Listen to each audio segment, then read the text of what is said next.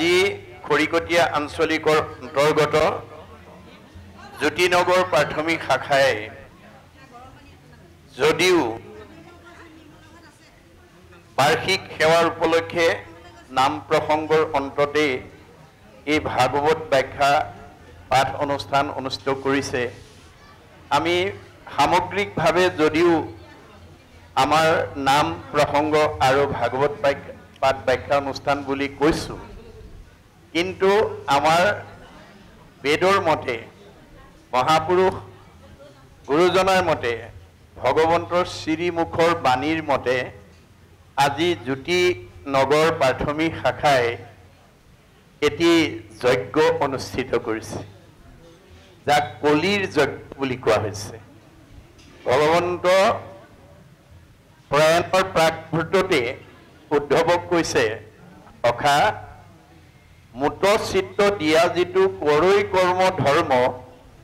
তাৰ নাম যজ্ঞ সখী কৈলো ইটো মৰ্ম মুত চিত অৰ্পণ কৰি যিবোৰ কৰ্ম কৰে সেইবিলাক কৰ্ম যজ্ঞলৈ উত্তৰণ হয় আজি এই যজ্ঞ অনুষ্ঠানলৈকে কি যজ্ঞ ভাগৱত যজ্ঞ ভক্তি যজ্ঞ নাম যজ্ঞ এই যজ্ঞলৈ আমন্ত্ৰিত অতিথিসকল ভগৱন্ত স্বৰূপ এতিয়া কাৰো নামঘৰলৈ স্বয়ং বৈকুণ্ঠপতি কৃষ্ণ আহি আপোনালোকৰ প্ৰাথমিকৰ ভকতসকলৰ সমাজৰ উন্নয়নৰ কাৰণে আশীৰ্বাদ দিবলৈ নাহে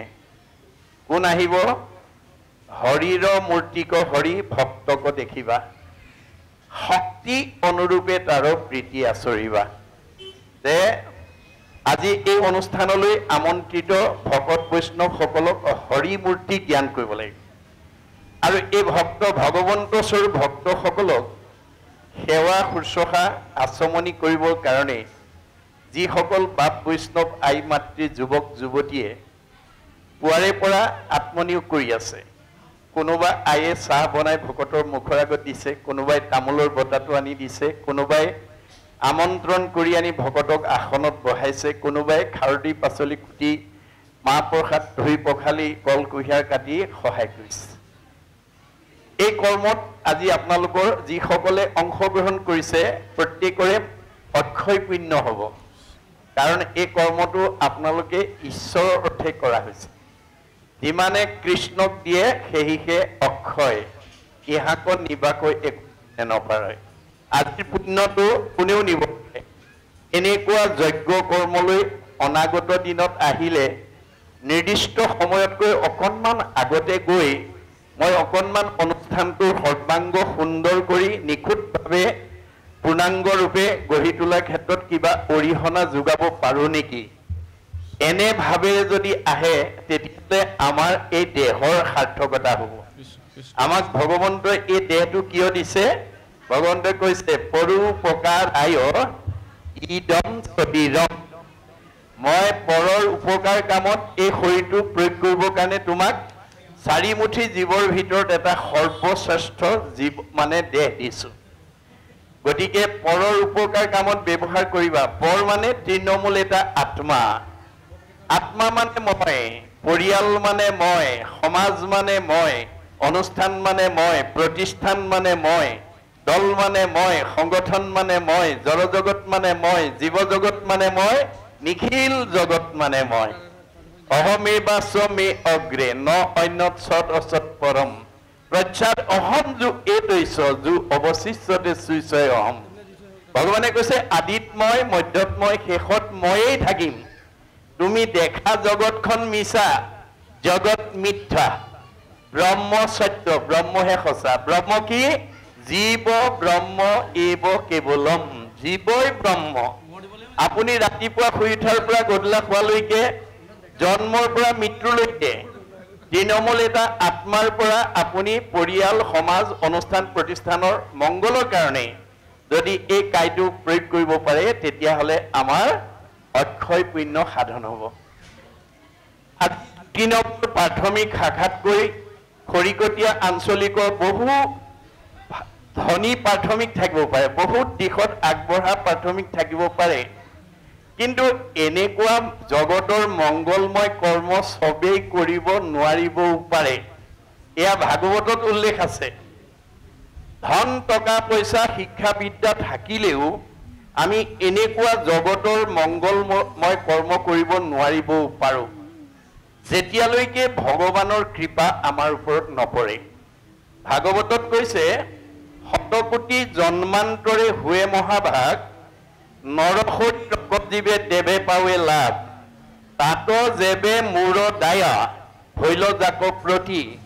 সেহিহে কৰিব পাৰে আমাত ভকতি আজি জ্যোতিনগৰ প্ৰাথমিকৰ ওপৰত ভগৱানৰ কৃপা পৰা কাৰণেহে এনেকুৱা এটা পবিত্ৰ অনুষ্ঠান আপোনালোকে অনুষ্ঠিত কৰিব পাৰিছে কৃপা নহলে নোৱাৰে আৰু ভাবিব লাগিব দেই ভগৱান সকলোৰে হৃদয়তে আছে সমস্ত ভূতৰে মই আছো হৃদয়ত কি কাৰণে আছো যাদৃশী ভাৱনা জৈস সিদ্ধি ভৱতি তাদৃশী যোনে যেনেকৈ ভাবে তেওঁৰ মনৰ ভাৱনা তেনেকৈ পূৰণ কৰিবৰ কাৰণে মই হৃদয়তে আছো কিন্তু ভাবিব লাগিব দেই ভাবেন লগতে সৰ্বম ভগৱানে কৈছে ভাবিব পাৰিলে মোৰ পৰা সব কাম আদায় কৰিব পাৰিবা ভাবেন দেৱ দৰ্শনম ভাবিব পাৰিলে দেৱতা দৰ্শন কৰিব পাৰিব ভাবেন লগতে পৰম জ্ঞানম ভাবিব পাৰিলে পৰম জ্ঞানৰ অধিকাৰী হ'ব পাৰিব তস্মাৎ ভাৱ অৱলম্বনম এনেকুৱা এটা ভাল কাম কৰিম বুলি ভাবিব লাগিব মনত ৰাখিব কথাটো আজি ইয়াত অংশগ্ৰহণ কৰা প্ৰত্যেক প্ৰাথমিকৰ ভকতসকলে যাওঁতে মনতে ভাবি যাব লাগিব জ্যোতিনগৰ প্ৰাথমিকৰ দৰে আমিও বছৰত এবাৰ হ'লেও বৈকুণ্ঠৰ কল্পটোৰ মহাভাগৱত শাস্ত্ৰ শ্ৰৱণ কীৰ্তন ব্যাখ্যা অনুষ্ঠান অনুষ্ঠিত কৰিম এই অনুষ্ঠানটো কিয় অনুষ্ঠিত কৰিব লাগে এই ভাগৱত আমি কিয় শুনিব লাগে এই ভাগৱত শুনিলে আমাৰ কি লাভ হ'ব ভাগৱততে উল্লেখ আছে আকৌ শুনি বন্ধা নাৰী পুত্ৰ হুৱে গুণৱন্ত ভাগৱত শুনিলে সতী সন্তান নোহোৱা মহিলাই সুযোগ্য সন্তান পোৱাৰ যোগ্যতা লাভ কৰে দুৰ্জনো সজন হুৱে দুখী ধনৱন্ত দুখীয়া মানুহ ধনী হৈ যাব আৰু দুষ্ট মানুহ শান্ত হৈ যাব ভাগৱত শুনিলে সেইকাৰণে গুৰুজনে আমাক আহ্বান জনাইছে কি বুলি কিন্তু আগে প্ৰথমত মহাশাস্ত্ৰ ভাগৱতৰ শুনিমুক মহা যত্ন কৰি বিশেষণ লগাইছে দেই আমি ভাগৱত মহা যত্ন কৰি শুনিব লাগিব এতিয়া খেতি পথাৰৰ দিন বিভিন্ন কৰ্মৰ দিন তাৰ মাজতো আপোনালোক আজি ওলাই আহিছে এয়া আপোনালোকৰ জীৱনৰ সাৰ্থকতা আজি আপোনালোকে যিসকলে ইয়াত অংশগ্ৰহণ কৰিছে নিজকে ভাগ্যৱান বুলি গণ্য কৰিব লাগিব কাৰণ ভাগৱত শুনাৰ লগে লগে অক্ষয় পুণ্য সঞ্চিত হ'ব গতিকে যি ভাগৱত শুনি অভিশপ্ত পৰীক্ষিত মুক্তি পালে পৰীক্ষিতক ভগৱন্তই ভাৰতবৰ্ষৰ শ্ৰেষ্ঠ বৈষ্ণৱ ৰজা কৰি জন্ম দিছিলে তথাপিতো অভিশপ্ত হৈ গ'ল কিয় কাৰণ ভগৱন্তই দিয়া যিটো প্ৰতিভা সেইটো প্ৰয়োগ কৰিব নজনাৰ কাৰণে ভগৱন্তই পৰীক্ষিতক ভাৰতবৰ্ষৰ ভিতৰত শ্ৰেষ্ঠ বৈষ্ণৱ ৰজা কৰি জন্ম দিছিল বৈষ্ণৱৰ বৈশিষ্ট্য কি সাধুৰ সেৱা নাম ধৰ্ম কৰিবেক সাৰ বৈষ্ণৱ বোলয় এই তত্ত্ব আছে যাৰ সাধুৰ প্ৰতি ভক্ত বৈষ্ণৱৰ প্ৰতি জ্যেষ্ঠজনৰ প্ৰতি যাৰ শ্ৰদ্ধা থাকিব আৰু নামৰ প্ৰতি যি আস্থা থাকিব সেই গুণ বিশিষ্ট ব্যক্তিজন ডেকা ল'ৰাই হওক গাভৰু ছোৱালীয়ে হওক বোৱাৰীয়ে হওক জীয়াৰীয়ে হওক বাল্যই হওক বৃদ্ধই হওক তেওঁ বৈষ্ণৱ মনত ৰাখিব সেই গুণ বিশিষ্ট সকলক বেদে বৈষ্ণৱ বুলি ভগৱানে বৈষ্ণৱ বুলি স্বীকৃতি দিছে বৈষ্ণৱৰ দ্বিতীয় বৈশিষ্ট্য কি এনেধৰণে নামঘৰত ব্যক্তিগত ঘৰত কোনো অনুষ্ঠান প্ৰতিষ্ঠানত একেলগে বহাৰ পিছত বৈষ্ণৱ গুণ সম্পূৰ্ণ ব্যক্তিয়ে গ্ৰাম্য কথা নাপাতে বিষয়ৰ কথা নাপাতে ভকতৰ বিষয়ত নাহি আশকতি কৃষ্ণ কথা শুনিবলৈ সদায় কৰে ৰতি কেনেকৈ দৈনন্দিন জীৱনত কৃষ্ণ কথা এটা শুনি জন্ম জন্মান্তৰ কাৰণে পুণ্য অৰ্জন কৰিব পাৰোঁ তাৰ কাৰণে সদায় অনুৰাগী হৈ থাকে বিঠা বাক্য নবুলিব নামাতিব মিছা কৃষ্ণ কথা শুনিবলৈ কৰিবেক ইচ্ছা বৈষ্ণৱ গুণ সম্পন্ন ব্যক্তি সদায় কৃষ্ণ কথা এটা শুনি জীৱনটো সাৰ্থক কৰাৰ কাৰণে সদায় অনুৰাগী হৈ থাকে 3 নম্বৰ বৈশিষ্ট্য কি নকৰিব প্ৰাণী হিংসা মনে একোজন সদায় চিন্তিব মাত্ৰ কৃষ্ণৰ চৰণ বৈষ্ণৱ গুণ সম্পন্ন ব্যক্তিয়ে প্ৰাণী হিংসা কৰিব নোৱাৰে কিয় যত দেখা ভূত প্ৰাণী সবাহাকে বিষ্ণু মানি হিংসা এৰি কৰা উপকাৰ কুকুৰৰ চিগাৰেট গদৰ ভৰু আত্মাৰাম জানিয়া সবাকো পৰি কৰিবা প্ৰণাম দেহটোহে কুকুৰ মেকুৰী আত্মা কুকুৰ মেকুৰী নহয় এই কথা জানি পাৰিলে আমি কাৰোবাক উপকাৰ কৰিব লাগে কাকো হিংসা কৰিব নালাগে পৰীক্ষিতে সেইখিনিতে ভুল কৰিলে তেওঁ নিগয়া কৰিবৰ কাৰণে ওলাই গল প্ৰাণী হিংসা কৰিবৰ কাৰণে ওলাই গল যাৰ কাৰণে তেওঁ পহুৰ পিছত দৌৰি দৌৰি পিয়াহত অন্থকণ্ঠ শুকাই সমীক ঋষিৰ আশ্ৰমত পানী বিচাৰি সোমাল যিটো সময়ত সমীক ঋষিয়ে একান্ত মনে ঈশ্বৰক ধ্যান কৰি আছে কোন আহিছে কোন অহা নাই ক'ব নোৱাৰে কিন্তু পৰীক্ষিতে সেই কথা বিবেচনা নকৰি পদমৰ্যাদাক প্ৰাধান্য দি মই দেশৰ ৰজা তুমি মোৰ প্ৰজা তোমাৰ আশ্ৰমত আহিছো তুমি মোক মান্যতা দিয়া নাই এই বুলি খঙত একো নাই হৈ ধনুৰ আগেৰে মৰা সাপ এটা আনি সমীক ঋষিৰ ডিঙিত মেৰিয়াই থৈ গুচি গল খবৰটো তেওঁ খেলি থকা পুত্ৰ সিংগী মুনিয়ে লগৰীয়াৰ মুখে গম পাই দৌৰি আহি দেখিলে হয় পিতাকৰ ডিঙিত কোনোবাই মৰা সাপ আই থৈ গৈছে তেওঁ কোনো বিবেচনা নকৰি লগে লগে খঙত একো নাই হৈ অভিশাপ দি দিলে কি বুলি মোৰ পিতাদেউৰ ডিঙিত যোনে এনেকৈ মৰা সাপ আই থৈ গৈছে এই তক্ষকে তেওঁ 7 দিনত দংশন কৰি মাৰিব খবৰটো লগৰীয়া মুখে পৰীক্ষিত কৰ্ণগোচৰ হোৱাৰ লগে লগে মৃত্যু ভয়ত ত্ৰস্তমান হৈ পুতেক জন্মেজয়ক মাতি আনি ক'লে বোপাই মই কৰ্মদোষত অভিশপ্ত হলো মোক 7 দিনত দক্ষকে দংশন কৰিব মোৰ মৃত্যু অনিবাৰ্য এই সপ্তদ্বীপা পৃথিৱী পৰিচালনাৰ দায়িত্ব মই তোমাৰ ওপৰত অৰ্পণ কৰিলো আৰু মই কিবা প্ৰকাৰে দক্ষকৰ হাতৰ পৰা নিজক বচাব পাৰো নেকি উপায় বিচাৰি যাওঁ এই বুলি ক'ত গ'ল গংগাৰ পাৰত গৈ আশ্ৰয় ল'লে গৈ পৰীক্ষিতে যদি মৃত্যুৰ হাতৰ পৰা নিজক বচাবৰ কাৰণে গংগাৰ আশ্ৰয় ল'ব লাগে আপুনি মই লাগে নে নেলাগে আৰু আজি আমি লৈছো নে নাই এই কথা আজি আপোনালোক প্ৰত্যেকে অনুভৱ কৰিব লাগিব কি গংগা নামেই গংগা আজি আমি সকলোৱে নামৰ আশ্ৰয় লৈছো নামে নাতাৰিলে জীৱ আৰু কোনে তাৰে শ্ৰাদ্ধ কৰি কাক কোনে তাৰিবাক পাৰে শ্ৰাদ্ধ কোনে কৰে শ্ৰাদ্ধ কোনে খায় কেৱলে নিজৰ মাত্ৰ জীৱিকা উপায় শ্ৰাদ্ধত বিশ্বাস কৰি নাম যিটো এৰে হিতুজনে আপোনাক আত্মঘাত কৰে এয়া বেদৰ বাণী খবৰটো পোৱাৰ লগে লগে ৰাজ্যৰ দেৱঋষি ৰাজঋষি ব্ৰহ্মঋষি ঋতিজকে প্ৰমুখ্য কৰি মান্য সকল আহি পৰীক্ষিতৰ সন্মুখত সমবেত হ'ল এই কথাটো আমাক কি শিকাইছে যে জ্যোতিনগৰ প্ৰাথমিকৰ বা গাঁওখনৰ চাৰিসীমাত বিভিন্ন জাতি জনগোষ্ঠী বিভিন্ন বংশৰ মানুহ বিভিন্ন পৰিয়ালৰ মানুহে বসবাস কৰিব পাৰে বংশৰ ভিন্নতা থাকিব পাৰে জাতিৰ ভিন্নতা থাকিব পাৰে ধৰ্মৰ ভিন্নতা থাকিব পাৰে সমাজৰ ভিন্নতা থাকিব পাৰে কিন্তু আত্মাৰ ভিন্নতা নাই আত্মা দৃষ্টিত আমি সকলো ঈশ্বৰৰ অংশ জীৱ তোমাৰে সেই অংশ আমি যত জীৱ যাক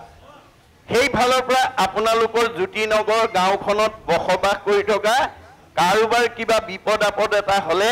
মোৰ বংশ নহয় মোৰ পৰিয়াল নহয় মোৰ সমাজৰ মানুহ নহয় বুলি খবৰ এটা নোলোৱাকৈ নাথাকিব দেহৰহে আমাৰ সম্বন্ধ নাই আত্মা আমি ঈশ্বৰৰ অংশ আত্মা দৃষ্টিত আমি খবৰ এটা লোৱাটো আমাৰ মানৱীয় ধৰ্ম পৰীক্ষিতে মৃত্যুৰ আগমুহূৰ্তত সকলোকে সন্মুখত দেখা পায় প্ৰেৰণা পালে সাহস পালে আৰু প্ৰশ্ন কৰিলে কোৱা দেৱঋষি কোৱা ৰাজঋষি কোৱা ব্ৰহ্মঋষি কোৱা ঋতিজ কোৱা গণ্য মান্য সকল কি কৰিলে মই তক্ষকৰ দংশনৰ পৰা নিজক বচাব পাৰিম ৰজাৰ প্ৰশ্ন শুনি প্ৰত্যেকে নিজা নিজা অভিমত আগবঢ়ালে কোনোৱে ক'লে তপ কৰা কোনোৱে ক'লে জপ কৰা কোনোৱে ক'লে যজ্ঞ কৰা কোনোৱে ক'লে দান কৰা কোনোৱে ক'লে তীৰ্থ কৰা কোনোৱে ক'লে স্নান কৰা নানা ঋষিৰ নানা মত নানা ঋষিৰ নানা মতে পৰীক্ষিতৰ মৃত্যু ভয় আঁতৰ কৰিব নোৱাৰিলে কিয় এই কাৰণটো এই একাদশ স্কন্ধ ভাগৱতত গুৰুজনে লিখি থৈ গৈছে ভগৱানৰ সৃষ্টি চাৰিমুঠি জীৱৰ ভিতৰত কেৱল মানুহেহে আজিৰ দৰে একে গোটে ঈশ্বৰৰ কথা শুনি ধৰ্ম আচৰণ কৰি মুক্তি লাভ কৰিব পাৰে বাকী জীৱই নোৱাৰে এতিয়া আমি জীৱশ্ৰেষ্ঠ মানুহ হিচাপে কি ধৰ্ম আচৰণ কৰিব লাগিব কেনেকৈ ভগৱন্তক ভজিলে এই মায়াময় সংসাৰখনৰ পৰা নিজক মুক্ত কৰিব পাৰিম সেই সম্পৰ্কে ভগৱন্তই নিজৰ মুখেদি কৈ গৈছে। আন ধৰ্মবিলাক ঋষিবিলাকৰ মুখেদি কোৱাইছে। আন ধৰ্ম ঋষিৰ মুখে কৰাইলা বেকত কহিলা আপোন মুখে নিজৰ ধৰ্ম যত। আমি যিটো ধৰ্ম মানুহ হিচাপে পালন কৰোঁ, আপুনি পৃথিৱীৰ য'তেই জন্ম নকৰক, যি জাতিক জনগোষ্ঠীতে জন্মগ্ৰহণ নকৰক, কিন্তু ঈশ্বৰক ভজিবই লাগিব। আমি কেনেধৰণে ঈশ্বৰক ভজিলে আমি মুক্তি লাভ কৰিব পাৰিম সেই কথা তেওঁ নিজৰ মুখেদি কৈ গৈছে। সেয়াই হৈছে ভাগৱত ধৰ্ম, ভক্তি ধৰ্ম, নাম ধৰ্ম, যিটো আজি আপোনালোকে আচৰণ কৰিছে। অৱশেষত শুকদেৱে আহি প্ৰথম স্কন্ধৰ পৰা দ্বাদশ স্কন্ধ ভাগৱতলৈ 7 দিন 7 ৰাতি নীৰৱ নিশ্চিহ্নভাৱে পৰীক্ষিতক শ্ৰৱণ কৰাৰ লগে লগে দ্বাদশ স্কন্ধ ভাগৱত শুনাৰ লগে লগে পৰীক্ষিতৰ ব্ৰহ্মজ্ঞান প্ৰাপ্ত হৈ গ'ল। মই ইমান সময় যিটো মৰিম বুলি ভয় কৰি আছিলোঁ তাৰ দেখোন মৃত্যুৱেই নাই। অৰ্থাৎ আমাৰ জীৱৰ মৃত্যু নাই। মৃত্যু কাৰ আছে? দেহৰেহে ধৰ্ম জনম মৰণ। আমাৰ দেহটোৰহে জন্ম মৃত্যু আছে। জীৱৰ কি আছে? সংস্কাৰ আৰু গতি। আপোনালোকৰ জ্যোতিনগৰ প্ৰাথমিক শাখাই যদি প্ৰথম বৰ্ষ হিচাপে ভাগৱত ব্যাখ্যা অনুষ্ঠান অনুষ্ঠিত কৰিছোঁ বুলি ভাবি জীয়াই থকালৈকে, এই নামঘৰ থকালৈকে, এইখন গাঁৱত মানুহ থকালৈকে আপোনালোকে যদি প্ৰথম স্কন্ধ ভাগৱতৰ পৰা দ্বাদশ স্কন্ধ ভাগৱতত প্ৰতি বছৰে অনুষ্ঠিত কৰি যদি জীৱন্ত অৱস্থাত পৰীক্ষিতৰ দৰে দ্বাদশ স্কন্ধ ভাগৱত শুনাৰ সৌভাগ্য ল'ব পাৰে, আপোনালোকো পৰীক্ষিতৰ দৰে মুক্তি পাব। মনত ৰাখিব, কিন্তু কৰ্ম আঁচনি ল'ব লাগিব। ভাবিলেই হ'ল দেই, আপোনালোকে ভাবিলেই ভগৱানে আপোনালোকৰ ভাৱ পূৰণ কৰি দিব। মই আহ্বান জনাম যে জ্যোতিনগৰ প্ৰাথমিক শাখাই অনাগত বছৰত যাতে এদিনীয়াকৈ হ'লেও জীয়াই থকালৈকে যদি আপোনালোকে এই ভাগৱত অনুষ্ঠান অনুষ্ঠিত কৰিব পাৰে, এইখন গাঁৱলৈ যিবোৰ জীৱ অনাগত দিনত আহিব সেইবিলাক জীৱই বৃদ্ধ পিতৃ মাতৃক বৃদ্ধ বয়সত সেৱা শুশ্ৰূষা কৰাৰ বিপৰীতে বৃদ্ধাশ্ৰমলৈ খেদি পঠিয়াব নোৱাৰিব। শাহু বোৱাৰীৰ মাজত মনোমালিন্য ঘটি থকা জীৱ এইখন গাঁৱলৈ আহিব নোৱাৰিব। স্বামী স্ত্ৰীৰ মাজত মনোমালিন্য ঘটি থকা সীমাঘৰীয়াৰ লগত মনোমালিন্য ঘটি থকা জীৱ এইখন গাঁৱলৈকে আহিব নোৱাৰিব। পোহৰৰ ওচৰলৈ আন্ধাৰ আহিব নোৱাৰাটো যেনেকৈ বিজ্ঞানসন্মত সত্য, যিখন গাঁৱত, যিটো নামঘৰত, যিখন ঘৰত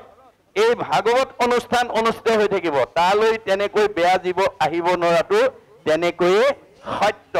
মাত্ৰ আমি কৰ্ম আঁচনি ল'ব লাগিব। আপোনালোকে ভাবিলেই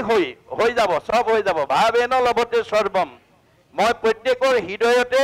কল্পতৰু বৃক্ষৰূপে নিবাস কৰি আছো। ভগৱানে কৈছে কল্পতৰু বৃক্ষ মানে কি? যি বিচাৰে তাকেই পায়। আমাৰ এই পৃথিৱীত কল্পতৰু বৃক্ষ 3 জোপা, মনত ৰাখিব। স্বৰ্গৰ কল্পতৰু পাৰিজাত, মৰ্ত্যৰ কল্পতৰু ভকত, বৈকুণ্ঠৰ কল্পতৰু ভাগৱত আৰু ভগৱান। গতিকে আপুনি ভগৱানৰ পৰা যি বিচাৰে, ভাগৱতৰ পৰা যি বিচাৰে চব পাব। কিন্তু কল্পতৰু বৃক্ষৰ এটা বৈশিষ্ট্য আছে,